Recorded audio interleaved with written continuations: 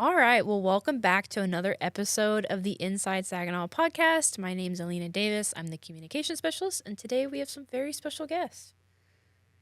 My name's Jose Whelan. I'm with Saginaw Animal Services. I am the Animal Services Manager. I am also an Animal Control Officer for the city and the local Rabies Control Authority.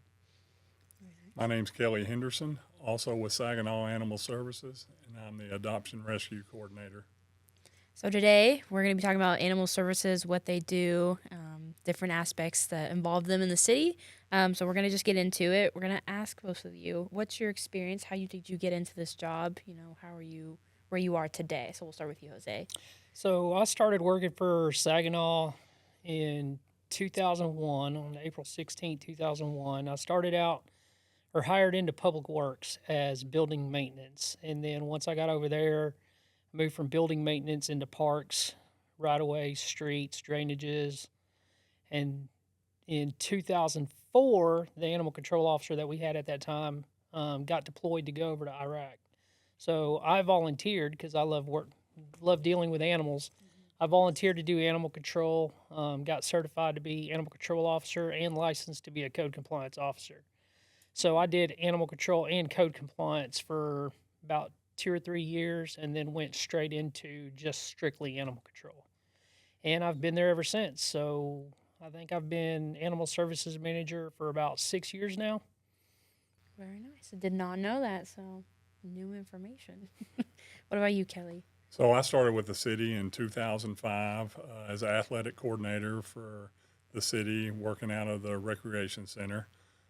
Did that for a couple of years, then moved to recreation manager there, and was there until 2020 when I was asked if I would be all right with moving to animal services. And I was like, sure, why not? So I did, and I've loved it ever since. So, kind of talking about animal services and what y'all do. What is animal services? Because I know there's the shelter and there's also the ACOs. So, can you kind of break down what it is, what it does for the city, stuff like that? So there's two portions of animal services, like you said. There's the adoption center portion, and then there's the enforcement side.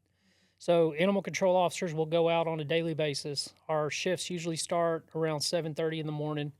We'll come in, check our emails, check our voicemails, and then we go out and patrol. Unless we're short staffed at the shelter, and then we stick around and help out at the shelter. Enforcement wise, we're looking for violations for city ordinances like animal at large. We deal investigations for animal bites, animals locked in vehicles, animal cruelty situations, animal restrictions, livestock violations. Pretty much anything that's a violation city ordinance, we're out patrolling. We also respond to calls for service, so like dead animal pickups.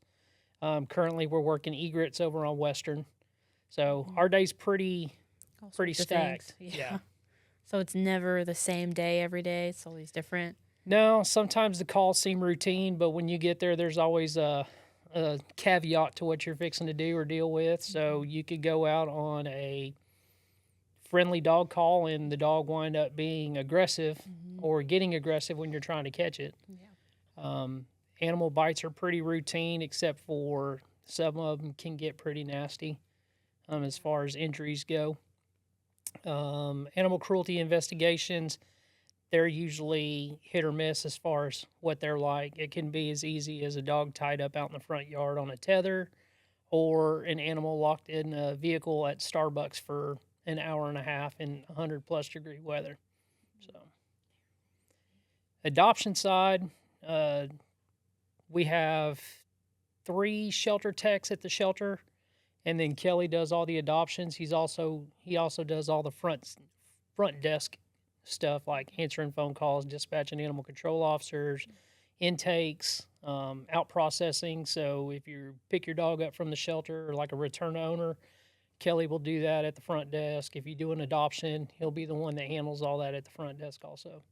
I've had to work with you when I was adopting a dog, so I know that experience. So I know he was talking about his day to day. What does a day to day look like for you? Is it different as well every day? Yeah, every day's different. I mean, the phone generally rings off the hook, and it varies from obviously from call to call.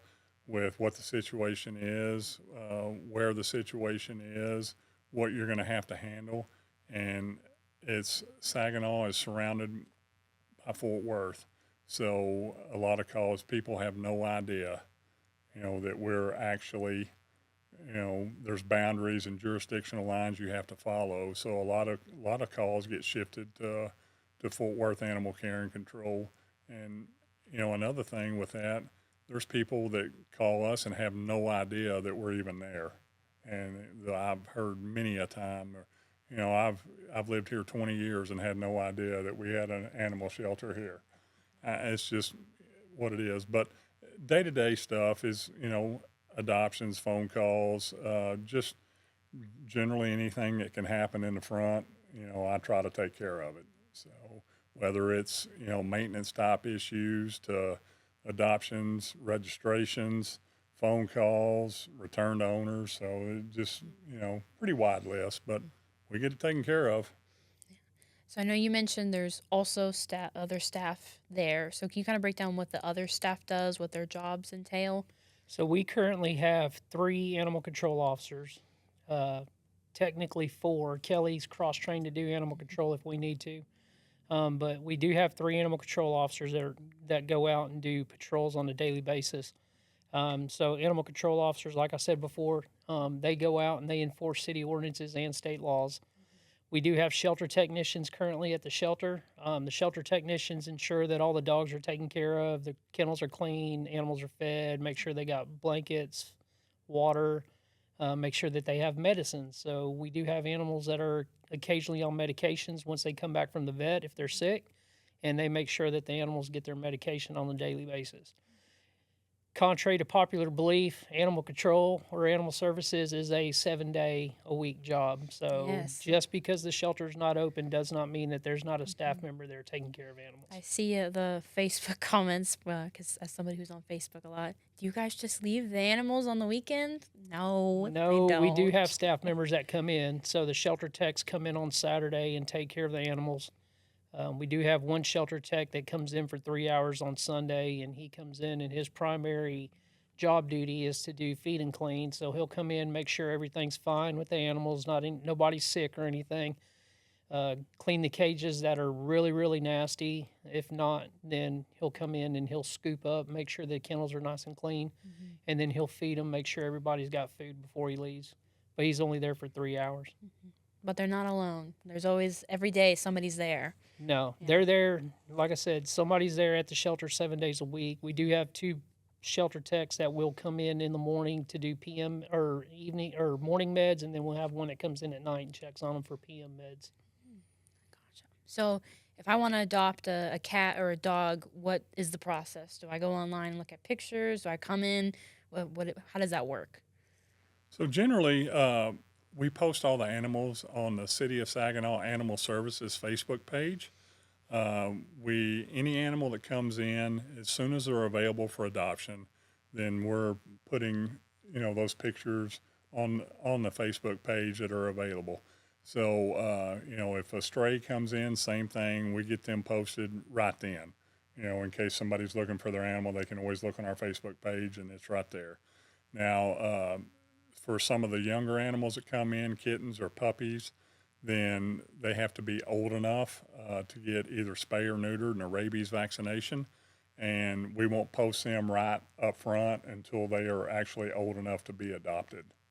So, and the process is you come in, and if you want to meet one of the animals, and we'll do a meet and greet. If you have dogs and you're wanting to adopt another dog, then we do require a meet and greet between your animals and our animal on neutral territory to make sure they get along, because we don't want something to come up later where they end up fighting one another and have enormous vet bills, as that can climb in a hurry.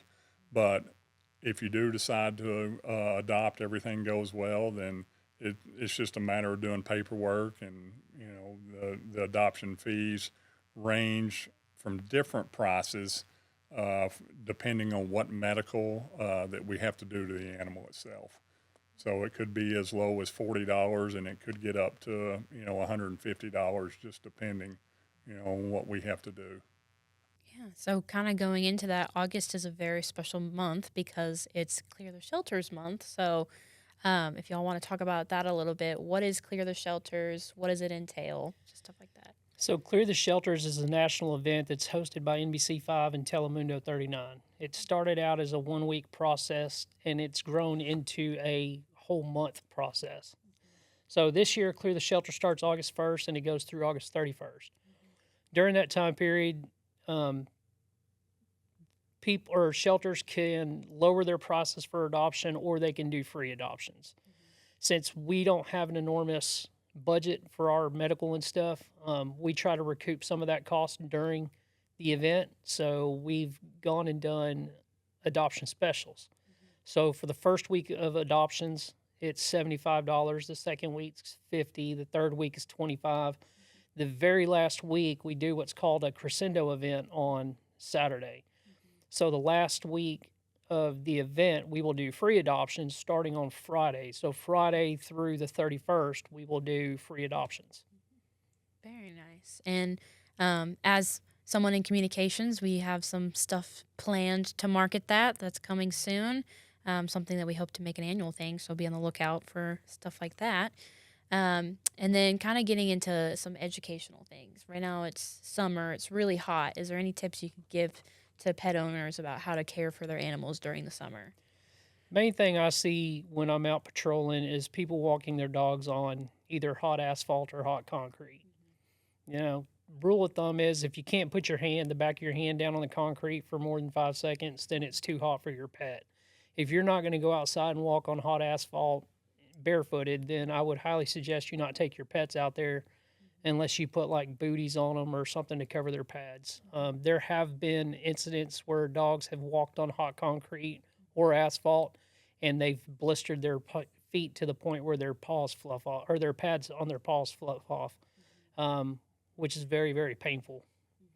Another one would be do not take your animals with you to the store. Some people do that and they leave their animals in their vehicle. I don't know if everybody's aware of it or not, but we do have an ordinance that says if it's over 80 degrees outside and the animal's in there for more than 5 minutes, then it is a violation of our animal cruelty ordinance. Um, what people don't understand also is that it's a class A misdemeanor. And if something happens to the pet while they're in the vehicle, then it can turn into a felony.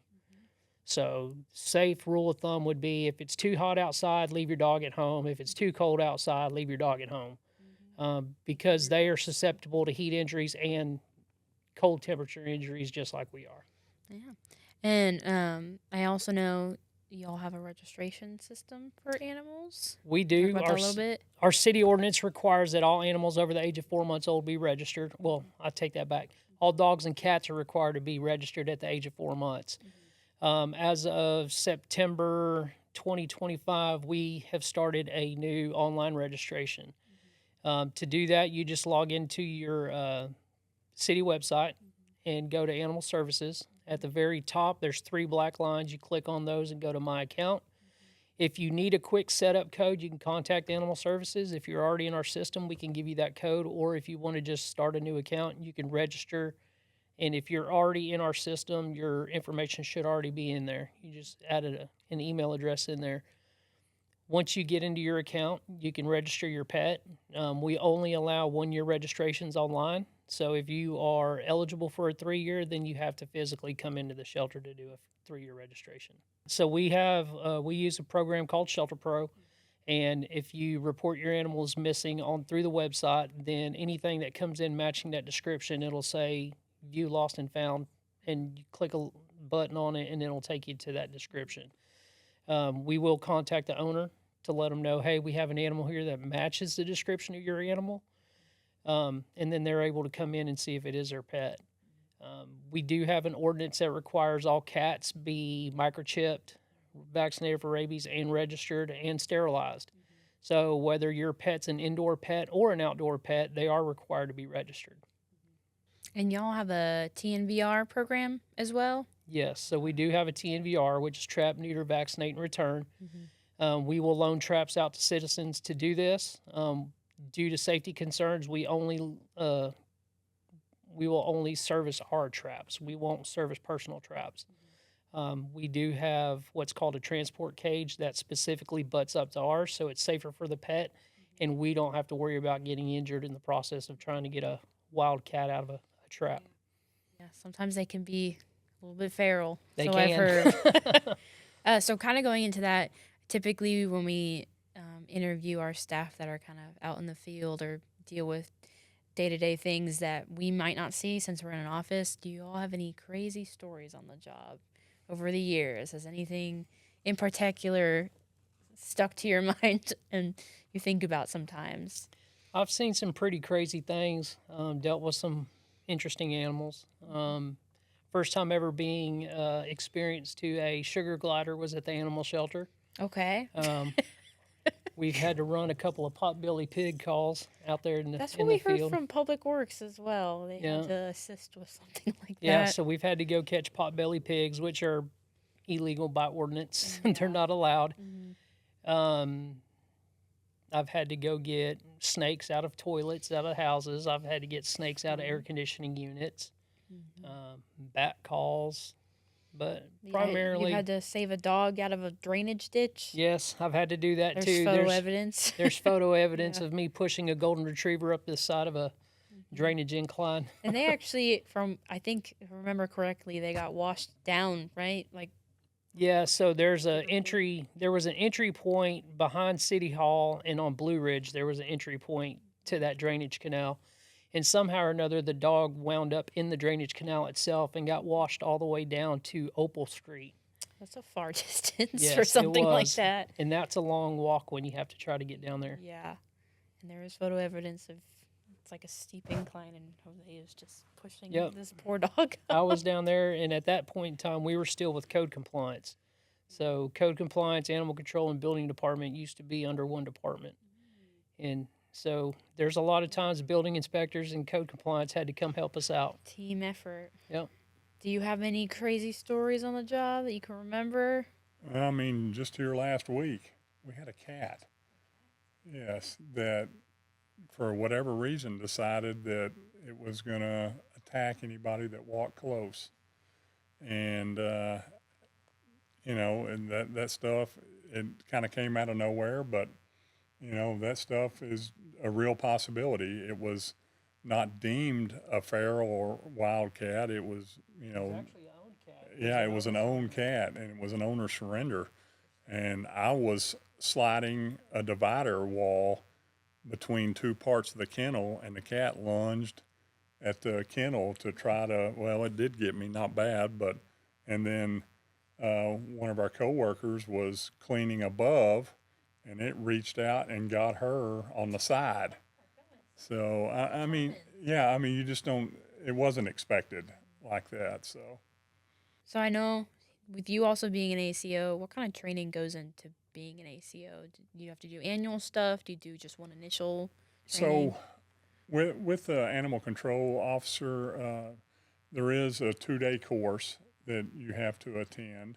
This the instructor that did mine has been in the animal control industry for 30 years or something, and so real informative. But I went a little further and got basic animal control officer, and then advanced animal control officer, and then administrative animal control officer, just to have all three. But there is a certain amount of continuing education hours that you have to complete every 3 years.